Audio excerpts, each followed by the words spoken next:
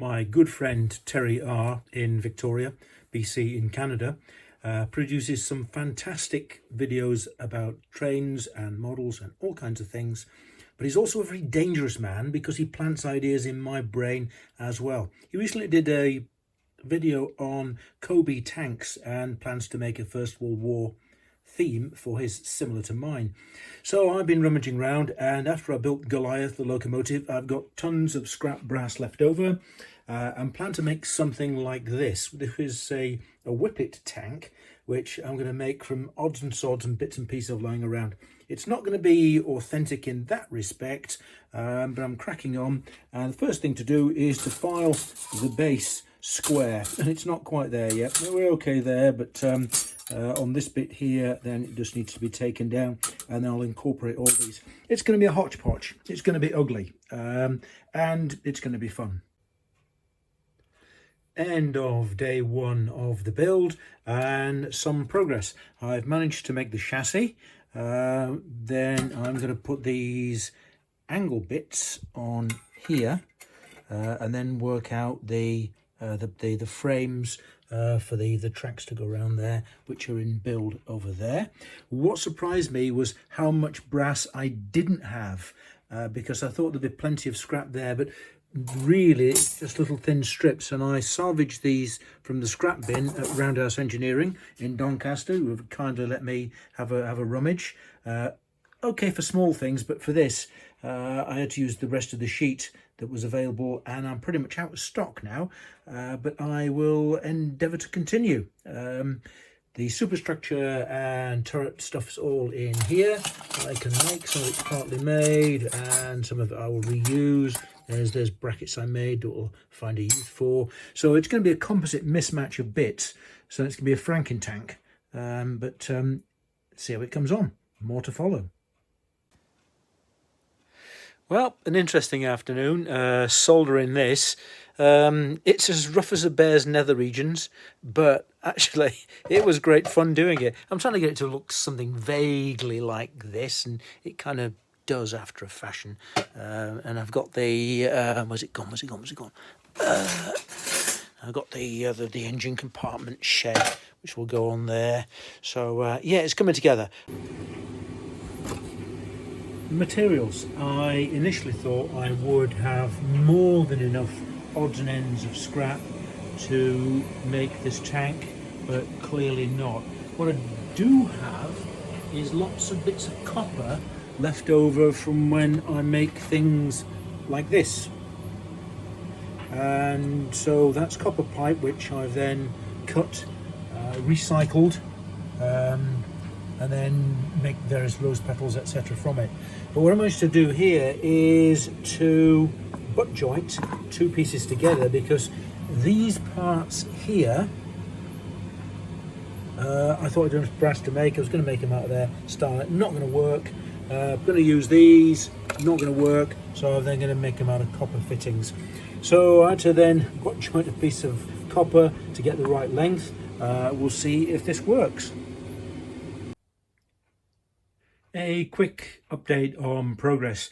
This half-a-day build is now taking more than 5 days, and I'm starting to become obsessed with detail. However, what's happened so far? Got the chassis made up there. I've now got the engine cover come abutment, which goes on there. Then I've got the Citadel come boxy thing, which goes on there. Then I need to sort out the armament, and that's coming on well.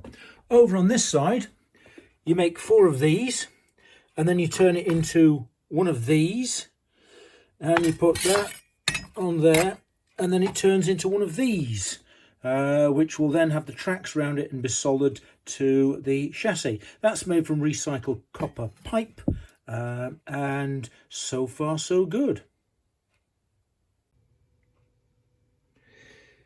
Fitting the weapons, the next task. I've been putting this off while I've been able to just bluff and cuff my way through it. But what I did in the end is I got some dome-headed screws, M6 screws, and then even though it's 28 thou gauge brass, I drilled a hole, then ran an M6 tap down it, and they fit there nicely. And the main armament is going to be a an Umpa-Grumpen Panzer thing, which is going to go in the front.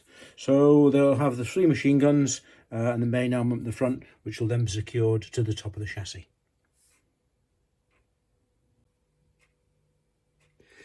And here's the turret comes Citadel with the armament fitted, looking very porcupine-esque. It should have been a machine gun at the front, but I've gone for just a piece of brass tube, make it look a bit more menacing. Garden cane for the Vickers with a pin in the end to simulate the muzzle brake, and the barrel, the water cooling jacket. So that was quite interesting. In reality, how they'd have room in there to do everything with the breeches, etc., is an interesting point. Looking to add some detail to the engine cover. This is Radiator number 1. I got some 25 thou brass strip and filed and cut, and the piggles are all higgledy, but after a fashion it does work. Radiator number 2 was a different affair, and what I did was from the brass strip I cut 2 pieces of metal and then sawed in a diagonal fashion there, so the 2 pieces were matched, then cut this cross strips here, then filed them all to the same shape and then popped them all in that little frame. It actually looked better. I mean, the piggles are all higgledy, they're all over the place, but really when it goes on there it doesn't look too bad. I'm going to knock off now. Final assembly tomorrow. See what happens. Attaching the tracks proved to be a bit of a challenge. Initially the idea was to solder them on, but looking at the number of joints around there, putting the heat into that to get it into the workpiece would have probably sprung all the joints, or some at least. So I decided then I was going to attach it physically using some rods that went right the way through to the other side, and then put nuts on the end for there. For that I used 3mm rod and 4BA tap. And then threaded the rod and then secured them on, and that seemed to work. The goof I made here is I matched to drill the holes here either side, but then I went to drill the holes in the chassis, and as you can see there's one there and there's one there, so they're a bit cockeyed. That's because I drilled the wrong marks out. Yeah, always measure 3 times, cut once and still get it too short, and then look at your marks and do the same. And as expected, it all came to pieces and popped off. Ah! Try again. Final assembly is now complete. The weapons screw into the threaded portion with the 11 pounder, which would go in there, and the machine guns around it. Starting to get this session with detail. I'm now sticking rivets on there, and for that I'm using lentils and super glue. It should add a bit more character to it, but it's almost ready for painting. I finally solved the rivet issue by sticking lentils on with super glue. It's now got its first coat of grey primer, starting to look a little bit more realistic as a tank. After painting and the addition of a few stickers, this is how the project is looking.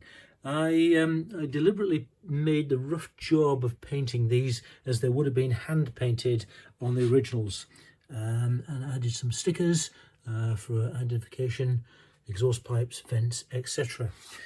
All I need to do now is let it dry and fit the tracks. Tracks now fitted, project complete, with the exception of the name, which will be called Malarkey, which will go onto the front panel there. This was a bluff and cuff job, no plans. I made it up as I went along. Great fun doing so. It was vaguely modelled on a Whippet tank, but it didn't start off like that. It was going to be some kind of made-up sort of tank, and gradually I became more and more interested in putting scale details onto it, which has slowed me down. I think I probably spent 30 hours on this, learned a great deal, been a very productive time. Even mentioned the exhausts on there as well, which were missing. So I would recommend having a go to anyone who's so minded.